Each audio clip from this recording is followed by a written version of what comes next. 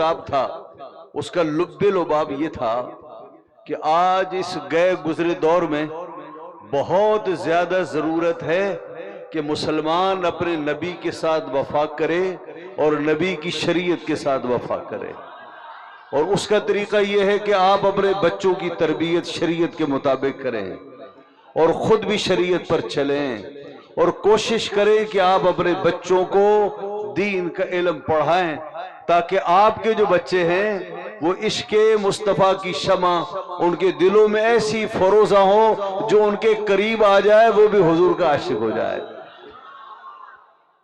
ماشاءاللہ اس درگاہ میں الحمدللہ ہم نے بہت سی درگاہیں دیکھی ہیں، اس درگاہ کو غنیمت سمجھیے کہ جہاں پر اللہ کا ذکر ہوتا ہے اور اللہ رب العزت اور اس کے محبوب کا علم پڑھایا جاتا ہے، تو ایسی درگاہیں جو اہل سنت و جماعت میں ہیں اسے غنیمت سمجھنا چاہیے، اللہ کا شکر ادا کرنا چاہیے۔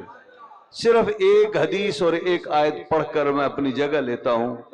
اللہ رب العزت اپنے محبوب کو فرماتا ہے وَقُلْ رَبِّ زِدْنِي عِلْمًا، محبوب ہماری بارگاہ میں عرض کیجئے مالک و مولا میرے علم میں اضافہ فرما۔ یہ اللہ رب العزت اپنے محبوب سے فرما رہا کہ پیارے ہم سے اضافے کی دعا کیجئے۔ کس کے اضافے کی دعا کیجئے؟ پیارے علم کے اضافے کی دعا کیجئے۔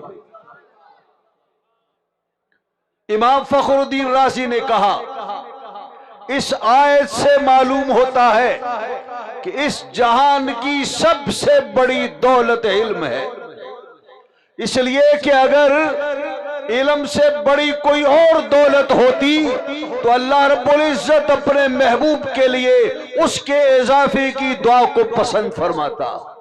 تو اللہ نے اپنے محبوب کے لیے جس دولت کے اضافے کا تو پسند کیا وہ دولت علم ہے۔ پتہ یہ چلا علم سے بڑی کوئی دولت نہیں ہے، اس لیے کہا جاتا ہے جو علم ہے وہ انبیاء کی میراث ہے، علم انبیاء کی میراث ہے، اور جو وہ کون ہیں؟ لسان انبیاء ہیں، انبیاء کے وارث ہیں۔ یہ انبیاء کے کیوں وارث ہیں؟ اس لیے کہ انبیاء کا ورثہ علم ہے، اور علم کا یہ ورثہ اللہ نے جن لوگوں کو عطا فرمایا انہیں علماء کہا جاتا ہے۔ حضرت امام ربانی مجدد الفسانی حضرت شیخ احمد سرہندی رضی اللہ تعالیٰ عنہ نے ایک صاحب کو جنہوں نے خط لکھا، انہوں نے عرض کیا حضور یہ کچھ پیسے ہیں، یہ فقراء کے لیے، آپ کے مدرسے کے طلباء کے لیے ہیں اور فقراء کے لیے ہیں۔ بہت توجہ سے سنیے گا، امام ربانی کو خط لکھا حضور یہ کچھ پیسے ہیں، یہ آپ کی خانقاہ کے طلباء کے لیے ہیں اور فقراء کے لیے۔ تو امام ربانی نے کیا لکھا؟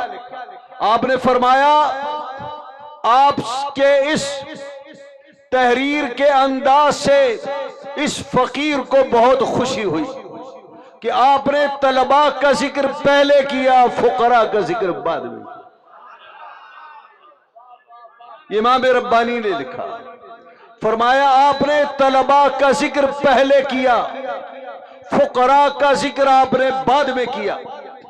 پھر فرمایا قیامت کے دن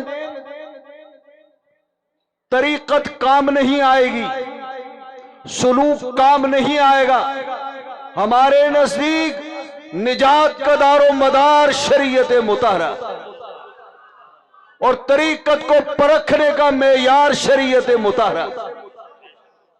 امام ربانی نے فرمایا کہ لوگ سمجھتے ہیں طریقت اور ہے شریعت اور ہے، اور بہت سے لوگ بے وقوف یہ کہتے ہیں طریقت مغز ہے اور شریعت اس کی پوست ہے۔ یہ جھوٹ ہے، شریعت مطہرہ کو پوست کہہ رہے ہو اور طریقت کو آپ مغز کہہ رہے ہو۔ فرمایا اصل الاصول کی شریعت ہے اور جو طریقت ہے وہ اس کی مددگار ہے، طریقت مددگار ہے۔ طریقت اس لیے اپنائی جاتی ہے تاکہ شریعت مطہرہ پر عمل کرنا آسان ہو۔ پھر امام ربانی نے مثال دی، فرمایا جیسے جھوٹ حرام ہے اور جھوٹ سے بچنا شریعت ہے، طریقت کیا ہے؟ فرمایا طریقت یہ ہے کہ اپنے دل کو ایسا سنوارو کہ جھوٹ کی عادت ختم ہو جائے۔ تو جب جھوٹ کی عادت ختم ہوگی تو شریعت پر عمل آسان ہوگا یا نہیں ہوگا؟ تو فرمایا طریقت شریعت کی غلام ہے، طریقت شریعت کی معاون ہے، شریعت سے الگ چیز نہیں ہے۔ قیامت کے دن جو چیز دار و مدار نجات ہے وہ شریعت ہے۔ امام ربانی نے فرمایا، یہ سب امام ربانی نے فرما رہے ہیں، میں تو ناقل ہوں۔ امام ربانی نے فرمایا ایک دولت ہے اور ایک علم ہے۔ فرمایا دیکھو دنیا میں کتنے دولت مند آئے، انہوں نے اپنے خزانوں کے منہ کھولے اور انہوں نے بندگان خدا پر خرچ کیا، اور ایک طرف انبیاء آئے اور انہوں نے علم کی تقسیم کی۔ تو اللہ نے درجہ کس کا بڑھایا؟ جنہوں نے بندگان خدا میں مال اور دولت تقسیم کی، یا اللہ نے ان کا درجہ بڑھایا جنہوں نے خلق خدا میں علم کو تقسیم کیا؟ اللہ رب العزت نے انبیاء علیہ السلام کو کس چیز کا مالک بنایا؟ دولت کا مالک بنایا یا علم کا مالک بنایا؟ اللہ نے انہیں علم کا مالک بنایا، جس کے معنی یہ ہے کہ دولت سب سے بڑی علم ہے، جس کے پھیلانے کے لیے انبیاء علیہ السلام تشریف لائے۔ نبی پاک صلی اللہ علیہ وسلم نے یہ قرآن پاک کی آیت تھی، اس کے مطابق حضرت امام ربانی کا میں نے مقولہ پیش کیا۔ اب ایک حدیث سنیے، نبی پاک صلی اللہ علیہ وسلم نے فرمایا کن عالما او متعلما او صاحبا او محبا ولا تکن الخامس فتہلک۔ نبی پاک صلی اللہ علیہ وسلم نے فرمایا میرے امتی اے مسلمان عالم بن جا۔ کیا فرمایا؟ کن عالما، عالم بن جا، عالم دین بن جا، عالم ربانی بن جا۔ اور اگر عالم نہیں بن سکتا، فرمایا او متعلما، ساری زندگی طالب علمی میں گزار دے، ساری زندگی دین کا علم پڑھتا رہے۔ او صاحبا، فرمایا اگر تیرے پاس نہ عالم بننے کا وقت ہے نہ طالب علم بننے کا وقت ہے، پھر فرمایا پھر علماء کی صحبت میں بیٹھا کر، علماء کی صحبت میں بیٹھا۔ یہ کسی بزرگ کا کہنا نہیں ہے، کسی فلسفی کا قول نہیں ہے، یہ اس آقا اور مولا کا قول ہے جس پر سارے فلسفی جن کے قدموں کی دھول پہ قربان، یہ ان کا فرمان ہے۔ فرمایا عالم بن جا، عالم نہیں بن سکتا طالب علم بن، طالب علم نہیں بن سکتا عالم کی صحبت میں بیٹھا کر۔ عالم کی صحبت اکسیر ہے، وہ عارف باللہ جو بندگان خدا کی خدمت کر کے نبی پاک صلی اللہ علیہ وسلم کی بارگاہ میں جو عارف پہنچاتا ہے وہ بھی عالم ربانی ہے۔ اس عالم عارف کی خدمت میں بیٹھا۔ فرمایا اگر یہ بھی ٹائم نہ ہو، پھر فرمایا او محبن، جہاں بھی رہے کم سے کم اس گروہ سے محبت کیا کر۔ فرمایا وَلَا تَكُنِ الْخَامِسَةَ، خبردار پانچواں مت بننا، فتہلک، ورنہ تو برباد ہو جائے گا، ہلاک ہو جائے گا۔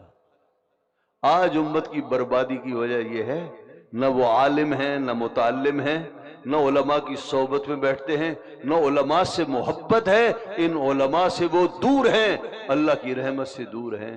فرمایا کہ برباد، پھر بربادی ہے، پھر ہلاکت۔ تو پھر ہلاکت سے نکلنے کا کیا طریقہ؟ ابھی مولانا خادم حسین صاحب نے آپ کو بتایا، اپنے بچوں کو دین کا علم پڑھاؤ، دین کا علم پڑھاؤ، تو انشاءاللہ پھر آپ کے ہاتھ میں سعادت دارین ہے، دنیا بھی آپ کے ہاتھ میں، آخرت بھی آپ کے ہاتھ میں ہے۔ اللہ رب العزت ہمارے بچوں کو، ہماری نسل کو نیک بنائے، اور ہم بڑوں کو اپنی نسل کی اچھی تربیت کی توفیق عطا فرمائے، نبی پاک صلی اللہ علیہ وسلم کا غلام بنائے اللہ، اور اللہ رب العزت حضور کی شریعت کا خادم بنائے، اس درگاہ کو آباد فرمائے۔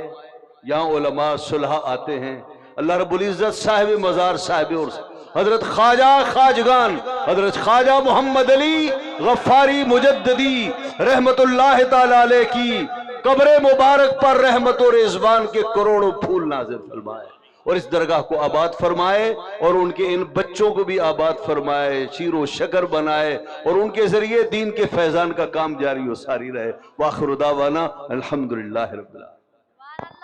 ماشاءاللہ، یہ تھے مفتی اعظم پاکستان حضرت علامہ مولانا مفتی محمد ابراہیم قادری۔ ایک دفعہ الحمد شریف اور 3 دفعہ کل شریف پڑھے۔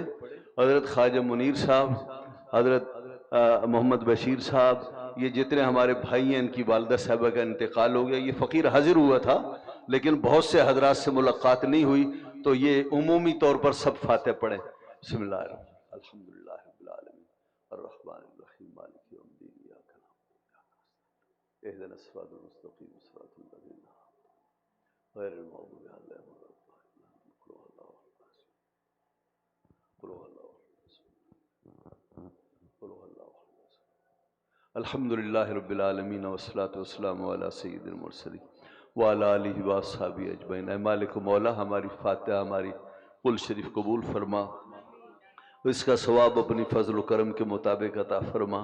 حضور نبی پاک صاحب الاولاق محمد الرسول اللہ صلی اللہ علیہ وسلم کے وسیلے سے، آپ کے آل و اصحاب کے وسیلے سے، آپ کے والدین، آپ کے عمین انبیاء و مرسلین کے وسیلے سے، حضرات ازواج مطہرات شہداء کربلا کے وسیلے سے، حضرت غوث پاک کے وسیلے سے، غریب نواز کے وسیلے سے، خواجہ نقشبند کے وسیلے سے، حضرت شہاب الدین سہروردی کے وسیلے سے، حضرت داتا صاحب بابا صاحب اور حضرت امام ربانی کے وسیلے سے، اے اللہ اس کا ثواب حضرت خواجہ محمد عبد الغفار رحمۃ اللہ علیہ کو پہنچا اور ان کے وسیلے سے خواجہ محمد علی صاحب کو پہنچا اور ان کے وسیلے سے ان کی اہلیہ مرحومہ محترمہ رحمہ اللہ کو پہنچا۔